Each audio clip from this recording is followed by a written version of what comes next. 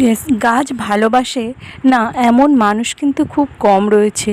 ফুল যেমন মানুষ সবাই ভালোবাসে, তো গাছকেও তেমনি সবাই ভালোবাসে। কিন্তু গাছকে ভালোবাসলে কী হবে, এই যে গাছের এই যে পোকাগুলো না গাছগুলো এত ক্ষতি করে দেয় যে কিছু গাছ যখন আমরা সুন্দর করে বেড়ে তুলি তখন কিন্তু কতটা ভালো লাগে, কিন্তু যখন এইসব পোকার আক্রমণ ঘটে তখন কিন্তু একদম মনটা খারাপ হয়ে যায়, মনে হয় যে না আর গাছ লাগাবো না।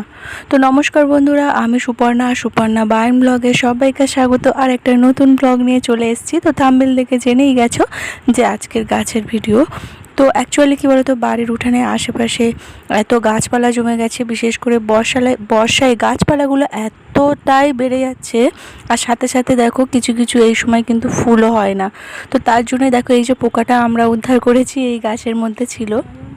তো চলো নাম্বার 1 আমি এক এক করে দেখাবো। নাম্বার 1 হচ্ছে করলা গাছে কীভাবে যত্ন নিচ্ছি। তো করলা গাছটা আমরা কিন্তু দানা ফেললে এদিক ওদিক ছড়িয়ে দেওয়ার ফলে এমনিই বেরিয়ে যায়। আর আমাদের এখানে করলা গাছটা বেশ ভালো হয়, কিন্তু এই যে এর একটু যত্ন দরকার হয়। এছাড়া ওই যে দেখলে লেবু গাছটাও রয়েছে, ওটা পরে কী করে মেরামতি করলে অনেকটা ফুল আসবে বা গাছটাও বেশ ভালো হবে সেটা পরে বলছি। তো যেহেতু ওদিকে করলা গাছটা ছিল কিছুটা বেঁধে দিয়েছি, আর এই দিকেও দেখো যেহেতু এরা বেশি বাড়েনি তাই দুদিকে দুটো কঞ্চি দিয়ে দিয়েছি আপাতত। তো পরে আরও কিছু দিয়ে দেবো যাতে বেশি করে ওরা বেড়ে উঠতে পারে।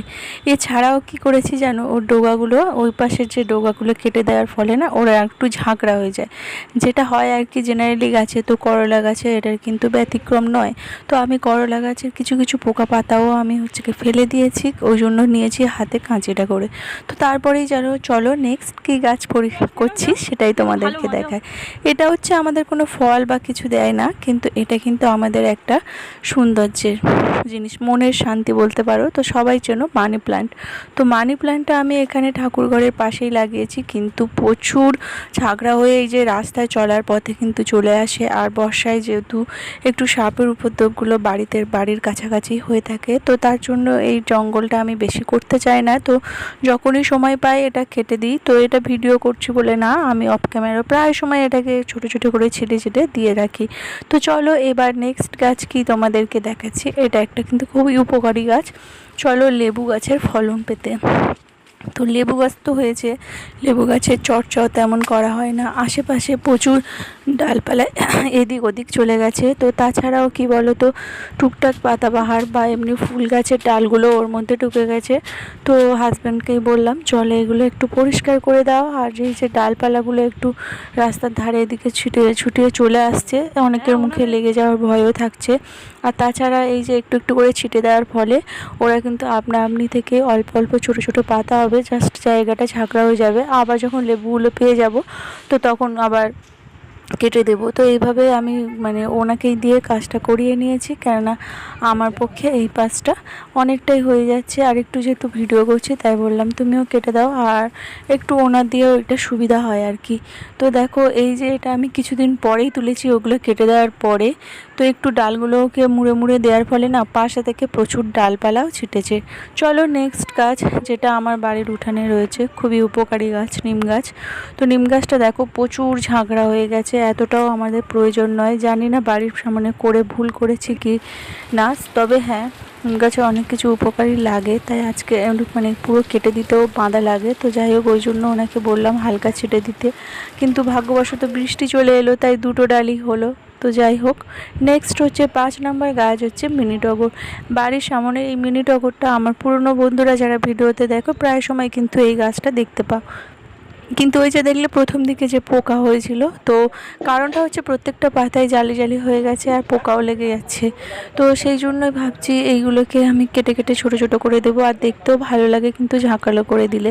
তো এই সময় এই গাছে দেখছি খুব বেশি ফুল ফুটছে না। আর তাছাড়া এই যে মঞ্জুরিগুলো যেগুলো ফুলগুলো ম্যাক্সিমাম যেগুলো ফুটে গেছে মরা জায়গা, ওগুলো তো আর তেমন কিছু হবে না। তো তার জন্য আমি কেটে দিচ্ছি যাতে পরবর্তীকালে ওখানে নতুন পাতা গজিয়ে বা ডোগা জমিয়ে নতুন নতুন ফুল ফুটতে পারে। সেই জন্যই উপরে খানিকটা বেশ কিছুটা ঝাঁকড়ালো ওইভাবেই কেটে নিয়েছি। তো এভাবে কেটে নেওয়ার পরেও না আমার মন পোষেনি, তাই ভাবলাম এর ডালগুলোকেও কাটবো। তো এই যে দেখো শুকনো শুকনো ফুলগুলো এগুলো শুকিয়ে গেছে, তো গাছের এগুলো আলটিমেটলি ক্ষতিই করছে। তো এই জন্যই এইগুলো, যাদের মিনি টগর বলে আর অন্য টগরও রয়েছে, অন্য টগরগুলো না দিলেও চলে যায়, কিন্তু এই মিনি টগরগুলো এরকম কেটে কেটে দিলে গাছটা কিন্তু আর বেশি বাড়ে না বা ঝাঁকালোও হয়ে থাকে। তো দেখো যদি বললাম না শান্তিও হয়নি, তারপরে এই যে ভিতরে ভিতরে কিছু ডালও দেখছি শুকনো হয়ে গেছে, অথচ এই জায়গাটাকে বন করে রেখেছে। তো ভাবলাম এটা পরিষ্কার করে দেওয়ার ফলেই চলো ভিডিও বানানো হবে আর কিছুটা পরিষ্কারও করে দেওয়া হবে।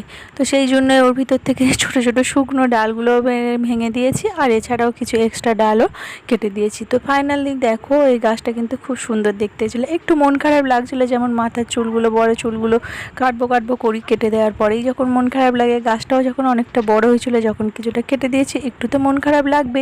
চলো নেক্সট গাছ কী আসে চলোই দেখা যাক। জবা গাছ, ইয়েস, এই সময় জবা গাছের কিন্তু ডাল পেতে অনেকেই কিন্তু চারা গাছ করে।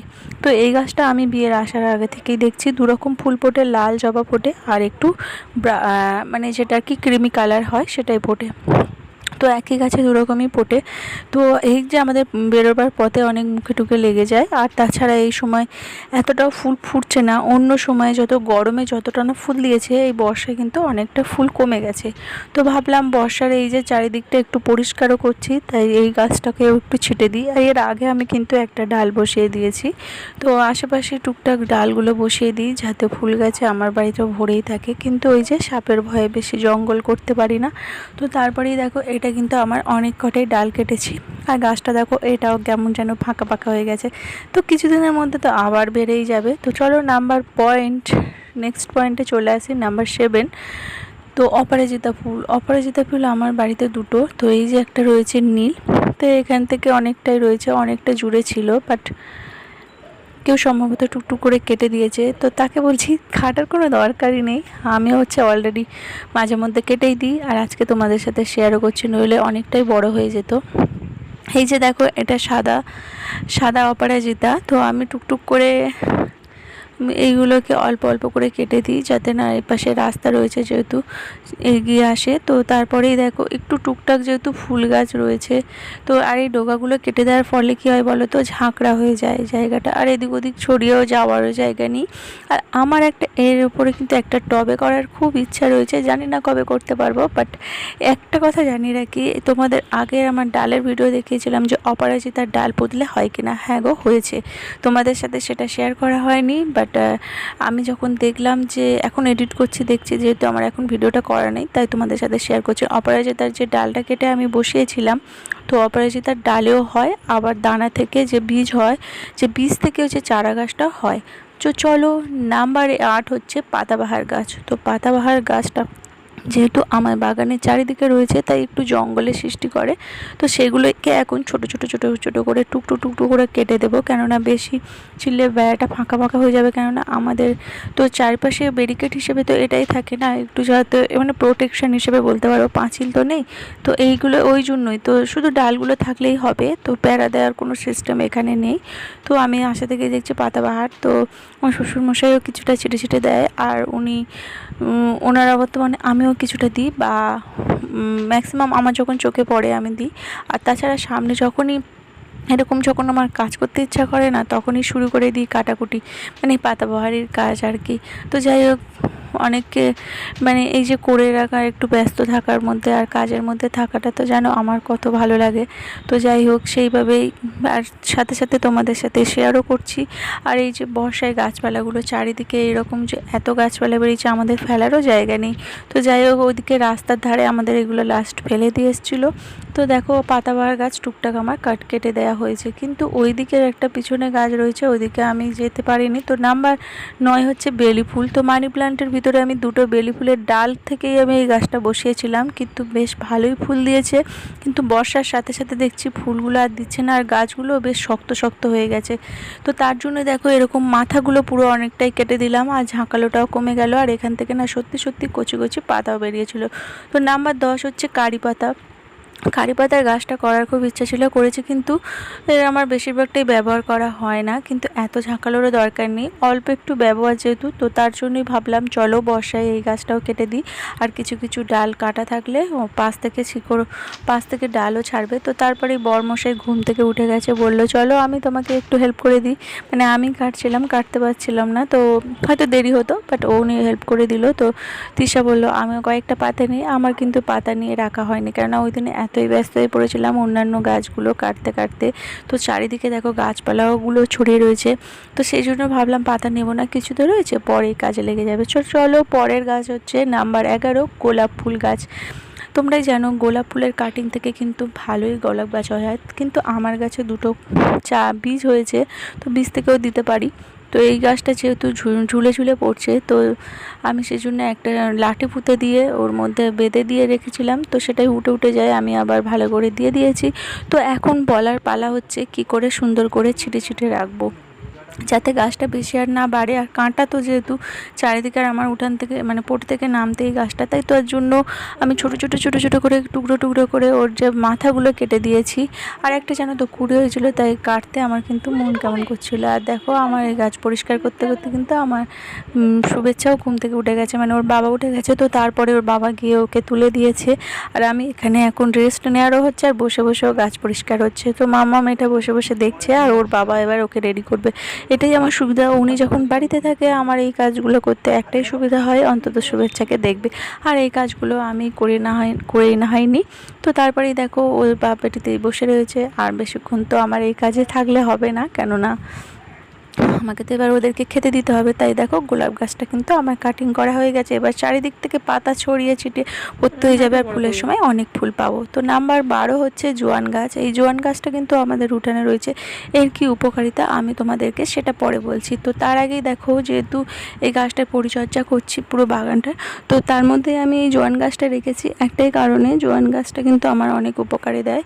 আর যেহেতু আমার এত পাতা লাগে না, তাই ছোটো ছোটো টুকরো টুকরো করে যেগুলো হলুদ পাতা হয়ে গেছে বা নোংরা লেগে গেছে সেগুলো আমি একটু কেটে কেটে ফেলে দিচ্ছি।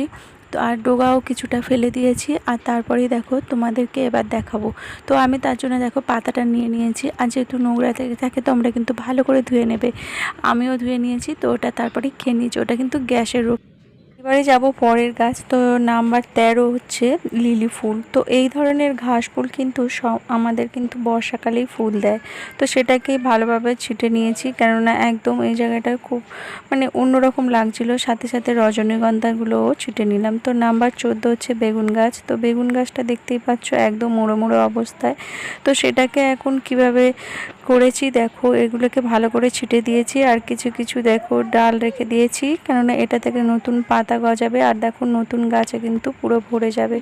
তো ফাইনালি এইবার হচ্ছে 15 নম্বর পুঁইশাকের মাচা তৈরি। তো পুঁইশাক গাছটা দেখো এখানে একটা পুঁইশাক গাছে 5টা মাথা বেরিয়েছে, কিন্তু এই হচ্ছে নিচের মধ্যে থেকে থেকে না একদম পুরো নষ্ট হয়ে যাচ্ছে, পাতাগুলোও খারাপ হয়ে যাচ্ছে, এই জন্য এর একটা মাচা না করে দিলে না নয়।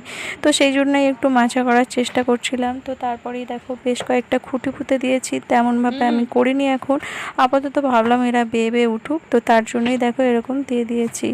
আর কি বলবো, নাম্বার 16 হচ্ছে অ্যালোভেরা। এই বাড়ির এখানে অ্যালোভেরা গাছটাও বেশি আমি ঝাঁকালো করতে চাই না, তো কিছু কিছু পাতা না নোংরা হয়ে গেছিলো, তো সেইটাই আমি এখন পরিষ্কার করে করে এগুলোকে খারাপ পাতাগুলো ফেলে দিয়েছি। আর এবারে দেখো আমার ইচ্ছা আছে টবেও একটা দুটো পাতা দিয়ে দেবো, তো তার জন্যই দেখো এরকম খুব সুন্দর সুন্দর করে দিলাম। আর এই ছিল আমার ভিডিওতে 18টি গাছের পরিচর্যার মধ্যে তোমাদের কোনটা ভালো লাগলো আমাকে কমেন্টে জানিও। তো টাটা।